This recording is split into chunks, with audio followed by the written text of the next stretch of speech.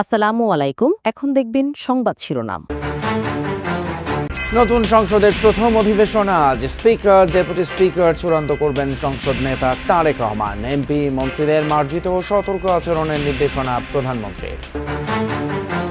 2 ton ওয়ারহেডবাহী missile ছুড়ল Iran. ইসরায়েলে ব্যাপক ক্ষয়ক্ষতি। হরমুজের দখল রাখতে মাইন স্থাপন তেহরানের। বোমা মেরে সচলের চেষ্টা যুক্তরাষ্ট্রের। জ্বালানি নিয়ে চট্টগ্রাম বন্দরে ফিরছে একের পর এক জাহাজ। চলছে খালাস। অতিরিক্ত ডিজেল সহায়তা চেয়ে ভারতকে চিঠি। পাম্পে তীর খোলায়। রংপুরে জুলাই হত্যা মামলা থেকে আসামিদের নাম কর্তনের আবেদনের হিড়িক। তালিকায় সাবেক স্পিকার, মন্ত্রীসহ ঊর্ধ্বতন কর্মকর্তারা। এমন এফিডেভিট গ্রহণযোগ্য নয় বলছে পুলিশ। এনবিআরের পৃথকীকরণ নিয়ে কাটছে না ধোঁয়াশা। পদায়ন নিয়ে দ্বন্দ্বের অবসান হয়নি। শক্তিশালী রাজস্ব কাঠামোর জন্যই বিভক্তি দরকার বলছেন বিশ্লেষকরা। এতক্ষণ শুনছিলেন সংবাদ শিরোনাম, এখন দেখবেন বিস্তারিত। শুরুতে সভাপতি পদ শূন্য রেখেই কাল সকাল 11টায় বসতে যাচ্ছে ত্রয়োদশ জাতীয় সংসদের প্রথম অধিবেশন। প্রধানমন্ত্রীর পক্ষ থেকে সভাপতির নাম প্রস্তাবের পর তা চূড়ান্ত হবে। সংসদের সভাপতির সভাপতিত্বেই নির্ধারিত হবে স্পিকার এবং ডেপুটি স্পিকার। রাষ্ট্রপতি শপথ পড়াবেন তাদের। সরকার দলীয় সংসদীয় দলের সভা শেষে এসব কথা জানিয়েছেন চিফ হুইপ নুরুল ইসলাম মনি। স্থানীয় সরকার মন্ত্রী মির্জা ফখরুল ইসলাম আলমগীর জানান, সংসদ নেতাই সুপারিশ করবেন স্পিকার ও সভাপতির নাম। সকালে সংসদে সরকারি দলের সংসদীয় দলের সভায় এসব সিদ্ধান্ত হয়। ত্রয়োদশ জাতীয় সংসদ অধিবেশন শুরুর আগের দিন অনুষ্ঠিত হল সরকার দলীয় সংসদীয় কমিটির সভা, যেখানে সভাপতিত্ব করেন সংসদ নেতা ও প্রধানমন্ত্রী তারেক রহমান। সকাল 11টায় শুরু হয়ে এই সভা শেষ হয় দুপুর 1টায়, যেখানে বিএনপি দলীয় সংসদ সদস্যদের নানান করণীয় নিয়ে আলোচনা হয়। সংসদ সদস্যদের দায়িত্বশীল মার্জিত আচরণ করার পাশাপাশি গণমাধ্যমের সঙ্গে কথা বলার ক্ষেত্রে সতর্কতার মতো প্রয়োজনীয় দিক নির্দেশনা আসে সংসদ নেতার তরফ থেকে। কার্যপ্রণালী বিধিতে আছে, সংসদ চলার আগের দিন একটা সংসদীয় দলের বৈঠক হয়। সেই বৈঠকে নানা দিকে কেমনে সংসদ চলবে, আমাদের ম্যানিফেস্টো, আমাদের যে কর্মসূচি, আমাদের যে স্বপ্ন, এটা বাস্তবায়ন করার জন্য সবার ভূমিকা দায়িত্ব মুখে বললে হবে। সংসদ অধিবেশনে আমাদের যে কার্যক্রম সেই সব নিয়ে আমাদের একটা ধারণা দেওয়া হয়েছে এবং মাননীয় প্রধানমন্ত্রী এবং সংসদ নেতার উপরে স্পিকার, ডেপুটি স্পিকার ইত্যাদি নিয়োগের সর্বসম্মত একটা সিদ্ধান্ত হয়েছে। সংসদীয় কমিটির এই সভায় স্পিকার, ডেপুটি স্পিকার ও সভাপতি নির্ধারণে ভার দেওয়া হয় সংসদ নেতা ও প্রধানমন্ত্রী তারেক রহমানকে। পার্লামেন্টারি পার্টির বৈঠক যা হয় বিভিন্ন বিষয় নিয়ে, সংসদ শুরু হচ্ছে তো সেই সব বিষয় নিয়ে একই সঙ্গে আমরা পার্লামেন্টের সব দায়িত্ব নিয়ে আলোচনা হয়েছে। স্পিকার এবং ডেপুটি স্পিকারকে শপথ গ্রহণ করাবেন রাষ্ট্রপতি। এরপরে আবার অধিবেশন বসবে। সেই অধিবেশনে প্রথমে সভাপতিমণ্ডলীর প্যানেল ঘোষণা করা হবে, তারপরে সুপ্রস্তাব আসবে, সুপ্রস্তাবের উপর আলোচনা হবে, তারপরে সংসদে যে সমস্ত অর্ডিন্যান্সগুলো প্লেস করার কথা, উত্থাপন করার কথা 133টি অধ্যাদেশ আইনমন্ত্রী উত্থাপন করবেন এবং এরপরে রাষ্ট্রপতির ভাষণ হবে। তার আগে সংসদের কয়েকটি কমিটি নির্বাচিত হয়। সংসদীয় কমিটির বৈঠক শেষে সংসদ ভবনের এলডি হলে সংবাদ সম্মেলনে চিফ হুইপ মোহাম্মদ নুরুল ইসলাম সংসদে বিরোধী দলের গঠনমূলক ভূমিকা ও সহযোগিতার প্রত্যাশা করেন। যেহেতু পুরনো স্পিকার নাই, ডেপুটি স্পিকার নাই, আমরা সংসদে একটা খালি চেয়ার দিয়ে শুরু করব। মাননীয় প্রধানমন্ত্রী, আমাদের সংসদ নেতা, তিনি ঘোষণা করবেন এই সভার সভাপতিত্ব করার জন্য কোনো একজন জ্যেষ্ঠ নেতাকে। সেই সভায় আমরা মাননীয় স্পিকার এবং ডেপুটি স্পিকার নির্বাচিত করব। স্পিকার এবং ডেপুটি স্পিকার নির্বাচনের ক্ষেত্রে আমরা সংসদ নেতাকে দায়িত্ব দিয়েছি, সিদ্ধান্তটা তিনিই দেবেন। ইসরায়েলি ভূখণ্ড এবং মার্কিন অবস্থান লক্ষ্য করে সবচেয়ে তীব্র এবং শক্তিশালী হামলা চালিয়েছে ইরান। বহুল আলোচিত 2 টন ওয়ারহেড বহনকারী ক্ষেপণাস্ত্র ছুড়েছে IRGC। ইরানি গণমাধ্যমের দাবি, এতে ব্যাপক ক্ষয়ক্ষতি হয়েছে তেল আবিব সহ বিভিন্ন স্থানে। হরমুজ প্রণালীর বিভিন্ন স্থানে ইরানি নৌযান লক্ষ্য করেও চলে মার্কিন হামলা।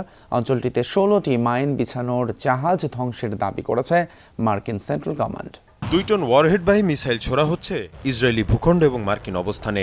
মঙ্গলবার রাতে বহুল আলোচিত এই ক্ষেপণাস্ত্রের হামলা চালায় ইরান।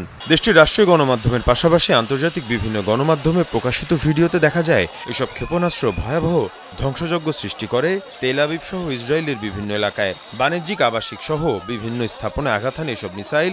আগুন জ্বলতে দেখা যায় বাংকার সহ বিভিন্ন ভবনে। গেল 28 ফেব্রুয়ারি ইরানের উপর ইসরায়েল যুক্তরাষ্ট্রের হামলা শুরুর পর এটিকেই তেহরানের সবচেয়ে বড় ও শক্তিশালী অভিযান হিসেবে আখ্যা দেওয়া হচ্ছে। তেল আবিবের পাশাপাশি বীর ইয়াকুব এবং পশ্চিম জেরুজালেমেও ব্যাপক ধ্বংসযজ্ঞ হয়। এর পাশাপাশি অব্যাহত আছে আরব দেশগুলো থাকা মার্কিন দূতাবাস এবং ঘাঁটি লক্ষ্য করে হামলা। ইরানের হামলার কারণে আরব আমিরাত এবং ইসরায়েলের কনসুলেট বন্ধ ঘোষণা করেছে অস্ট্রেলিয়া।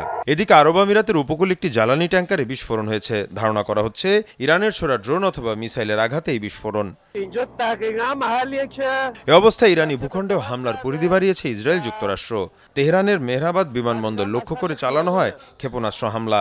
এর পাশাপাশি ইরানের রাজধানীর আবাসিক এলাকাগুলো চলছে ক্ষেপণাস্ত্র এবং বিমান হামলা। এছাড়াও কোম, নাতানজ এবং ইস্পাহানেও ভয়াবহ হামলা চালিয়েছে মার্কিন বাহিনী। বিভিন্ন এলাকা সড়ক জুড়ে মরদেহ ছড়িয়ে ছিটিয়ে থাকতে দেখা যায়। এদিকে হরমুজ প্রণালীর বিভিন্ন স্থানে ইরানি নৌযান লক্ষ্য করেও চলে মার্কিন হামলা। অঞ্চলটিতে 16টি মাইন বিছানোর জাহাজ ধ্বংসের দাবি করেছে মার্কিন সেন্ট্রাল কমান্ড। এর পাশাপাশি ইরানের ড্রোন এবং মিসাইল লঞ্চিং প্যাডেও হামলা চালায় ইসরায়েল। বিমান থেকে ছোড়া হয় একের পর এক ক্ষেপণাস্ত্র। অন্যদিকে ইরানের সাথে চলমান যুদ্ধ শিগগিরই শেষ করার ইঙ্গিত আবারও দিয়েছেন মার্কিন প্রেসিডেন্ট ডোনাল্ড ট্রাম্প। বুধবার ইসরায়েলি গণমাধ্যম চ্যানেল 12কে দেয়া এক সাক্ষাৎকারে কথা জানান মার্কিন প্রেসিডেন্ট, যার বরাতেই তথ্য নিশ্চিত করেছে কাতার ভিত্তিক সংবাদ মাধ্যম আল জাজিরা। ট্রাম্প জানিয়েছেন, ইরানের ধ্বংস করার মতো আর কিছুই বাকি নেই। লড়াই থামানো কিংবা চালিয়ে যাওয়া দুটোই এখন নির্ভর করবে তার ইচ্ছের উপর। অন্যদিকে ইসরায়েলি আরেক সংবাদ মাধ্যম টাইমস অফ ইসরায়েলকে দেয়া এক সাক্ষাৎকারে দেশটির প্রতিরক্ষা মন্ত্রী ইসরায়েল কাদস জানিয়েছেন, লক্ষ্যে পৌঁছে বিজয় নিশ্চিত না হওয়া পর্যন্ত যুদ্ধ চলমান থাকবে। সরকার জ্বালানি সরবরাহ স্বাভাবিক বললেও রাজধানীর বেশ কয়েকটি ফিলিং স্টেশন তেল সংকটে বন্ধ রয়েছে। তেল না থাকায় প্রায় 2 দিন ধরে বন্ধ রয়েছে কয়েকটি ফিলিং স্টেশন। আর এমন অবস্থা চলতে থাকলে ঈদযাত্রায় সংকট দেখা দেবে বলে জানিয়েছে পেট্রোল পাম্প ওনার্স অ্যাসোসিয়েশন। পাম্পগুলোতে ব্যাপক নিরাপত্তা সংকট তৈরি হয়েছে বলেও দাবি তাদের। এদিকে চট্টগ্রাম বন্দর সীমানায় 6টি জাহাজ থেকে বুধবার জ্বালানি খালাস হয়। রাতে হাইস্ট হলে 12টা থেকে 12:30 ভিতরে ফুয়েল শেষ হয়ে যায়। আর পর্যাপ্ত পরিমাণে চাপের কারণে আমরা ফুয়েলটা ঠিকমতো পাচ্ছি না। 1 লিটার 150 টাকা, এর বেশি কোনো পাম্পে তেল দেয় না। সিরিয়ালে আমরা তেল পাই নাই, তেল আনা অনেকে। আজকে তেল আনবো এই আপনার ইফতারের পর। মোটরসাইকেলে যে বিভাজন করছে, এইটা ভাই আমাদের পক্ষে নিয়ন্ত্রণ করা সম্ভব হয় না। হয় সবাই 5 লিটার করে দেন, আর না হলে 400 টাকা করে দেন, সবাই নাহলে 300 টাকা করে দেন। সবাই একই ফিগার রাখতে হবে। আপৎকালীন সময়ের জন্য ভারতের কাছ থেকে অতিরিক্ত ডিজেল চেয়ে চিঠি দিয়েছে বাংলাদেশ। বুধবার সচিবালয়ে বিদ্যুৎ এবং জ্বালানি মন্ত্রী, প্রতিমন্ত্রীর সাথে ভারতীয় হাইকমিশনারের বৈঠকে চিঠি হস্তান্তর করা হয়। মন্ত্রী ইকবাল হাসান মাহমুদ বলেন, চাহিদা অনুযায়ী কতটা দিতে পারবে ভারত সেই সিদ্ধান্ত তারা নেবে। ভারতীয় হাইকমিশনার বলেন, বিষয়টি তার দেশের সর্বোচ্চ পর্যায়ে জানানো হবে। আপৎকালীন অবস্থার জন্য আমরা বলছি যে আমাদের একটু তেল বাড়ায় দেওয়ার জন্য। এখন তারা ডিসাইড করে কতখানি বাড়াবে। দুই দেশের জ্বালানি সম্পর্ককে আরও শক্তিশালী করার বিষয় নিয়ে আলোচনা হয়েছে। আনুষ্ঠানিকভাবে ভারতের কাছে বাড়তি জ্বালানি সহযোগিতা চেয়েছে বাংলাদেশ। বিষয়টি বিবেচনার জন্য সরকারকে জানানো হবে। গাজীপুরের শ্রীপুরে বৈদ্যুতিক ট্রান্সফরমার বিস্ফোরণ থেকে আগুন ছড়িয়ে 3 পথচারী দগ্ধ হয়েছেন। বুধবার রাতে শ্রীপুরের মাওনা চৌরাস্তায় আব্দুল শাহিদ সুপার ভিউয়ের সামনে বৈদ্যুতিক খুঁটি ট্রান্সফরমারে বিস্ফোরণ হয়। এতে সৃষ্ট আগুন আশেপাশে ছড়িয়ে পড়লে পথচারী দগ্ধ হন 3 জন। আগুন পাশের ভবনেও ছড়ায়। শ্রীপুর ফায়ার সার্ভিসের 2টি ইউনিট 8 ঘন্টা চেষ্টায় আগুন নিয়ন্ত্রণে আনে। দগ্ধ 3 জনকে উদ্ধার করে প্রথমে স্থানীয় আলহেরা হাসপাতালে নেওয়া হয়, পরে ঢাকায় রেফার করা হয় তাদের।